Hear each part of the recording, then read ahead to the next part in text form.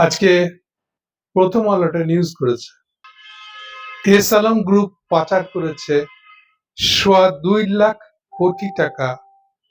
কোথায় পেয়েছে ইনফরমেশনটা সেটা লিখছে সে পরে বিএফআইইউ বিএফআইইউ প্রতিবেদন, তাদের রিপোর্ট। বিএফআইইউ এটা কি জিনিস? এটা হলো বাংলাদেশ ব্যাংকের অধীনে বাংলাদেশ ফাইন্যান্সিয়াল ইন্টেলিজেন্স, কিন্তু খেয়াল রাখেন গোপন, মানে বাংলাদেশ ব্যাংকের গোয়েন্দা শাখা, তারা নিজেরাই কোথায় কে কি টাকা মারছে, কোথায় কি সরাইছে, এই সমস্ত ইনফরমেশন সে বের করে। এই ইনফরমেশন নিয়ে সে একটা রিপোর্ট দিয়েছে। সেই রিপোর্টের উপর বেস করে এই প্রথম আলো এই লেখাটা। ওকে, কত টাকা? এস আলমের নাম আসছে 2.25 লাখ কোটি। 2.25 লাখ মানে বুঝলাম না, সাধারণ মানুষের ভাষায় যদি বলি তাহলে এটা কত? আগে বলেছি, আবার বলি, এবারের যে বাজেটটা অর্থমন্ত্রী খসরু সাহেব যেটা দিচ্ছে সেটা হলো 9.5 লাখ কোটি টাকার বাজেট। তাহলে এবার 2.25 লাখ কোটি টাকা কত আন্দাজ করেন? পাইছেন নিশ্চয়ই আন্দাজ এখন। আচ্ছা, তো এটা এস আলম কি খালি পুরো টাকাটাই? এটা না, এইটা হলো যেটা পাচার করেছে। পাচার মানে যেটাকে লন্ডারিং বলি ইংরেজিতে, মানি লন্ডারিং। বিদেশে পাচার করেছে যেটা, এটা বিদেশে পাচার করা টাকার হিসাব। যেটা দেশের নাম মেরে খাইছে ওটা না, ওটা আছেই আলাদা। তাহলে এবার পুরো শিরোনামটা আরেকবার পড়ে শোনাই আপনাদেরকে। এস আলম গ্রুপ পাচার করেছে 2.25 লাখ কোটি টাকা, বিএফআইইউ এর প্রতিবেদন। পরিষ্কার বুঝতে পারছেন নিশ্চয়ই এখন? আমার খালি একটা বিষয় লাগে, এই যে এখন আওয়ামী সকল কালচারাল বা সাংবাদিক জগতের লোকজন, আদালতের উকিল, তারা এই আপা ফিরবে, এই ডিসেম্বরে ফিরবে, কেন হাসিনা ফিরবে না, কেন হাসিনা ফেরা উচিত? সব আওয়ামী লীগের তো আর দোষ করে নাই। সারা হোসেন বলতেছে, এই যে যারা এই কথাগুলো বলে তারা কি এইসব ইনফরমেশন দেখে না? এদের নিয়ে তাদের বক্তব্যটা কি? যে সকল প্রধানমন্ত্রী জবরদস্তিতে গেড়ে বসা বা বসানো, ভারতের বসানো একটা প্রধানমন্ত্রী বাংলাদেশের মানুষের উপরে জাস্ট প্রতিহিংসা চরিতার্থ করতে এই দেশের টেকা মেরে দিলে তার কি ক্ষতি? শাস্তি দেওয়া দরকার দেশের মানুষকে। এই চিন্তা করে যে ক্ষমতা এসছে বা বসিয়েছে ইন্ডিয়া, সেই শেখ হাসিনা শাসনে যে এই ধরনের অবস্থা তৈরি হয়েছে, এগুলো নিয়ে তাদের কোনো মাথা ব্যথা নেই। এগুলো কি সবই তার কাছে গুজব মনে হয়, মিথ্যা কথা? এই কথা তো হাসিনা নাম হলেও কম বেশি প্রচার হয়েছে, একালেই প্রথম হয়েছে তা তো না। তাহলে কি বলবো এরা, যে এরাও এরকমই আসলে? এগুলো তাদের কাছে গায়ে লাগে না। এটা সাবজেক্ট না, তবু হেডলাইনে বলে রাখি, হাসিনা দেশে ফিরবে না। আমি ঘোষণা দিয়ে বলে রাখলাম। প্রসঙ্গে চলে যাই। টাকা ফেরত না দিয়ে দীর্ঘ সময় ধরে ঋণ খেলাপি দেখানোর সুযোগ পেয়ে চলেছে ওরা। হাসিনা আমল তো হয়েছে এরকম, এই কালেও আবার হচ্ছে।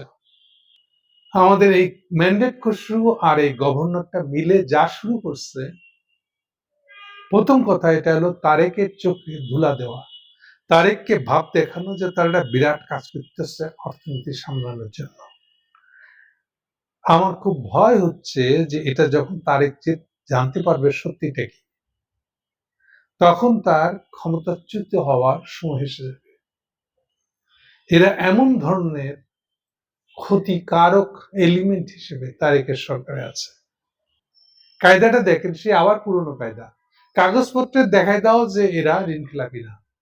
কথা শুনেন, আমি বলছি ঋণ খেলাপির একটাই পথ, আপনি যতক্ষণ তাদের সম্পত্তি বিক্রি করে এটা পূরণ না করবেন, উদ্ধার করে না আনবেন, ততক্ষণ পর্যন্ত ঋণ খেলাপি কাগজপত্রে দেখাই দিলেন যে সব ঠিক হয়ে গেছে, এগুলো দিয়ে কিছু হবে না। এই পর্যন্ত গত 16 বছর তো বটে, বাংলাদেশের হিস্ট্রিতে এটা এর আগে কখনোই হয় নাই। খেলাপি ঋণটা উদ্ধার করার উপায় চেষ্টা কেউই করে নাই। সবাই মনে করছে আচ্ছা ঠিক আছে, ইউনূস যেভাবে 2 বছর পাশ কাটায় পালাই গেছে, যে টাকা উদ্ধার নয় না, এটা আমার কাজ না, এটা নির্বাচিত সরকাররা করবে। আর এই যে আমরা নির্বাচিত ম্যান্ডেট করছু, ম্যান্ডেট নিয়ে আসা করছু, এখন কি করতেছে? এখন যেটা করতেছে সেটাকে বলা হয় যে কাগজপত্রে দেখানোর চেষ্টা করতেছে তারা যে ঋণ খেলাপি নাই। তার মানে একই, আমি 2 টাকা ফেরত দেন, 100 টাকা মারছেন, 2 টাকা ফেরত দেন, ব্যাংক আপনাকে লিখে দিবে আপনি আর খেলাপি না। এখানে একটা খুব মজার, মানে কি বলবো, শয়তানি শব্দ আছে একটা, পুনঃ তফসিল, রিশিডিউল করা। রিশিডিউল মানে মানে আগে ব্যাংকের খাতায় লেখা আছে আপনি ঋণ খেলাপি, আপনি 100 টাকাই 100%ই মেরে দিচ্ছেন। এখন আপনাকে দেখাইতে হবে ওই 100 টাকা থেকে 2 টাকা ফেরত দেন, তাহলে আপনাকে আমরা দেখাই দেবো যে আপনি আর ডিফল্টার না, আপনি আর টাকা মেরে দেওয়ার লোক না। ব্যাংকের লাভ হয়েছে টাকার দাগিতে, ব্যাংক এমনি লাভ দেখাইবে। এই লোক যে টাকা মেরে দিয়ে গেছে এটাতে তো আপনার ব্যাংকের যে ক্ষতিগ্রস্ত হয়ে আছে এটা তো আপনি লুকাইতে পারবেন না। ব্যাংকের নিজস্ব যে আয় ব্যয়ের হিসাব আছে সেখানে তো দেখা থাকবেই যে আপনি ব্যাংক লোকসান আস্তে আস্তে দেউলিয়া দিকে যাচ্ছে। বাংলাদেশের 42টা ব্যাংকের বেশিরভাগই 4-5টা বাদ দিয়ে সবগুলো ব্যাংকের এই অবস্থা। এগুলাকে এই 2 গভর্নর আর অর্থমন্ত্রী মিললে চেষ্টা করতেছে এটাকে কিভাবে লুকাই ফেলা যায়, লুকাই ফেলা, এটা ফ্রেশ হয়ে গেছে এটা দেখাইতে চায়। আর একটা এক একদিন এক একটা আজীব আজীব সব ফাপড়বাজি টাইপের শব্দ চালু করতেছে। তারা এখন একটা নতুন কোম্পানি দিবে, কোম্পানির কাজ হবে ঋণ আদায় করে আনা দেওয়া, বোঝেন? তাও আবার বলতেছে সেই কোম্পানির ফর্ম করা, ওইরকম একটা কোম্পানি কই পাবেন আপনি? আর সেই কোম্পানির কোন দায় হয়েছে যে আপনার জন্য টাকা আদায় করে দেবে? আসল কথাটা আসল এখন বলি, যে টাকা মারছে সে কি ফেরত দেওয়ার জন্য মারছে? এর উত্তর দেন। ডেফিনেটলি সে ফেরত দেওয়ার জন্য মারে নাই। আর মেরে কি সে টাকা টুকা দেশে রাখছে?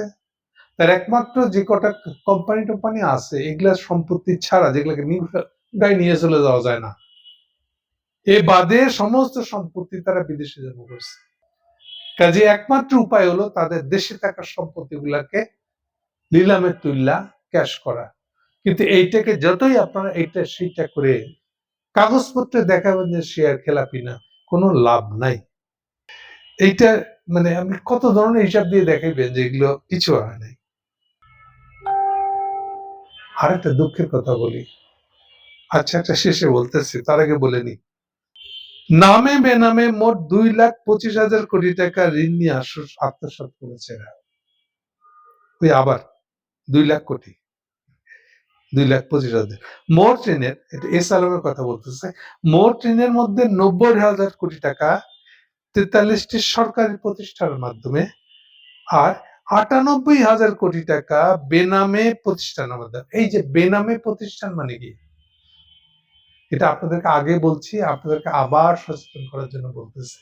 এটার মানে হলো ব্যাংকের এই মালিক বা তার পরিচালকরা, তাই ভাই বেড়াদার, চোর ভাই বেড়াদাররা মিলে ব্যাংকের এমডি কে বলছে ভল্ট খুলে টাকা নিয়ে এসে আমরা দেন, এবং এইটাই গাড়িতে উঠাই নিয়ে চলে গেছে। ব্যাংকের এমডি তখন এটা কি করবে, দেখাইতে তো হবে কাগজপত্রে। ও তখন বেনামানি কি, যার তার নাম ঢুকায় অমুককে ঋণ দিছে, এটা দিয়ে কাগজপত্রে দেখাইছে। তা নাহলে চুরি তো সে করছে বলে বাংলাদেশ ব্যাংকে অন্তত অফিসিয়াল কাগজপত্রই আসবে। সেটা থেকে বাঁচার জন্য তখন একটাই পথ আছে, যে সে ঋণ দিচ্ছে এই কথা বলতে হবে তাকে। এখন যাকে তাকে ঋণ দিচ্ছে বললে তো হবে না, স্বভাবতই এগুলো বেনামের হবে। এই জন্য এটাকেই বলতেছে, দেখেন 98,000 কোটি টাকার বেনাম নিয়ে গেছে। তাহলে এখন কে টাকা ফেরত দেবে কে?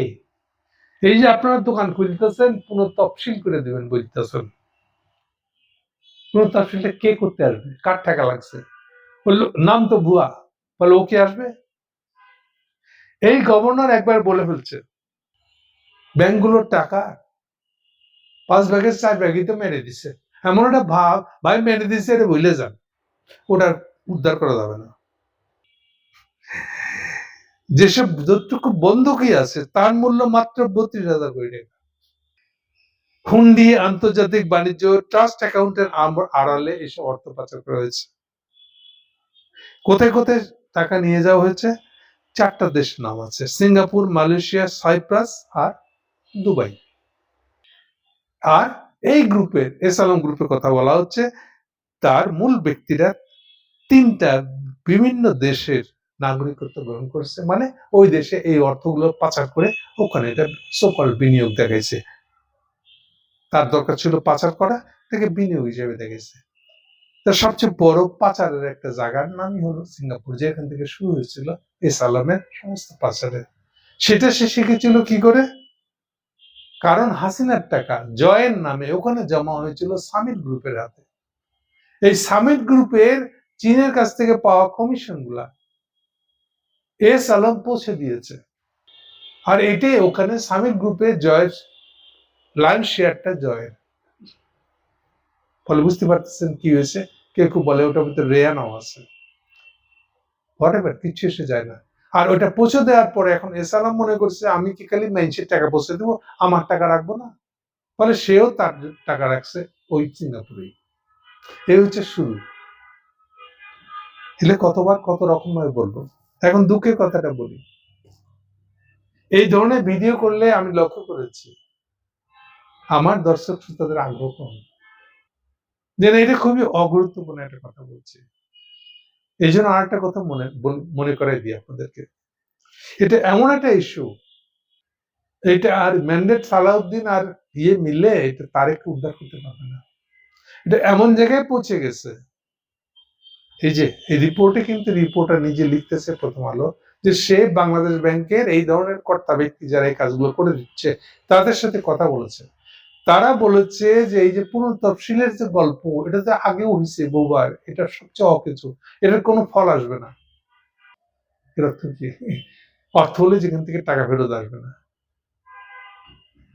এর অর্থ আরো সোজা অর্থ, ফাইনাল অর্থ, হঠাৎ একদিন দেখবেন এই খেলাপিন উদ্ধার করতে না পারার কারণে বাংলাদেশের অর্থনীতি ডুবে যাওয়ার কারণে সরকারটা ডুবে যাবে, ক্ষমতাচ্যুত করবে হাসিনা। এটাই হয়েছিল অরিজিনালি। বাইরেটা তো জাস্ট পলিটিক্যাল শো। খালি বলে রাখি, ডিটেল যেতে পারবো না এখন, বললে আবার মাইন্ড করবেন আপনারা। অনেকে বলবেন স্টুডেন্টদের আন্দোলনকে আমি নিচা করে দেখতে চাচ্ছি। এটার পিছনে ছিল আরো অনেকে। আর্মির ভিতরে যারা মানে আর সহ্য করতে পারছিল না হাসিনার অত্যাচারটা, তারা যে কাজটা করেছে, এইটা ছিল হাসিনার ক্ষমতাচ্যুতি হওয়ার আরেকটা বড় ফ্যাক্টর। আর এটাকে পাবলিকের রূপ দিয়েছে স্টুডেন্ট মুভমেন্টটা। এটা এখন শুনতে আপনাদের ভালো লাগবে না, কিন্তু যত দিন যাবে এই ফ্যাক্টসটা বাইরে বেরিয়ে আসবে। আবার তারাও ক্ষমতা নিতে পারে নাই। তারা ক্ষমতা নিলে ওই ইউএনএর, জাতিসংঘের ইয়েরা অভিযোগ করবে তোমরা আর্মিরা কেন সমতল করতে গেছো, তোমাদের ইয়ে থেকে বের করে দেওয়া হবে, মিশন থেকে। এই ভয়ে তারা যায়নি। হ্যাঁ, ওই আলাপে আমি যাব না। মূল কথা যেটা, তারেক সরকারের পতন হবে, জাস্ট ফুৎকারে পতন হয়ে যাবে। মনে হবে যেন একটা ফু দিল আর পতন হয়ে গেল, এতই সহজ। কিন্তু কেউই খেয়াল করে দেখবে না তার পতন হয়েছে মূলত এই অর্থনৈতিক কারণে, ব্যাংকগুলোকে ফিরে চালু করতে না পারার কারণে, অর্থনীতিটাকে ফিরে উঠে দাঁড় করানোর মতন করতে পারে নাই বলে। কাজে আরেকবার আমি এই কথাগুলো বলতে এখানে আসলাম। দয়া করে এই ইস্যুটার দিকে একটু দেন। আমি তো সহজ ভাষায় আপনাদেরকে ইস্যুটাকে বোঝানোর চেষ্টা করছি, ইস্যুটার সমস্যাটা কোথায়, গোড়াটা কোথায়। শেষে আরেকটা কথা বলবো, চিহ্ন। তারেক সাহেব যে এখান থেকে বেরোতে পারবে না, তার আরেকটা চিহ্ন, বা কি হলে বেরোবে তার চিহ্নটা হলো, যেদিন আপনি দেখবেন যে তারেকের ডিপেন্ডেন্সি, কি পরিমাণ ডিপেন্ডেন্সি তার শিলং সালাউদ্দিনের উপর, দেখেন আপনি। শিক্ষামন্ত্রী বিপদে পড়ে গেছে, উল্টাপাল্টা কথা বলে, আচ্ছা আপনি চুপ থাকেন, যা বলার সালাউদ্দিন বলবে। সংসদে কোন একটা বিল আনতে হবে, উঠাতে হবে, বিরোধী দলের সাথে পারা যাচ্ছে, সালাউদ্দিন আপনি একটু দেখেন। এই যে ডিপেন্ডেন্সিটা তারেকের, এটা প্রমাণ করে যে যারা টাকা মারছে তাদের বিরুদ্ধে তারেক কিচ্ছুই করতে পারবে না, কারণ যে সালাউদ্দিনকে হারাইতে না পারে, সরাই ফেলতে না পারবে, সে এটি চিহ্ন সে এস আলমদের বিরুদ্ধেও কিছু করতে পারবে না। Thank you.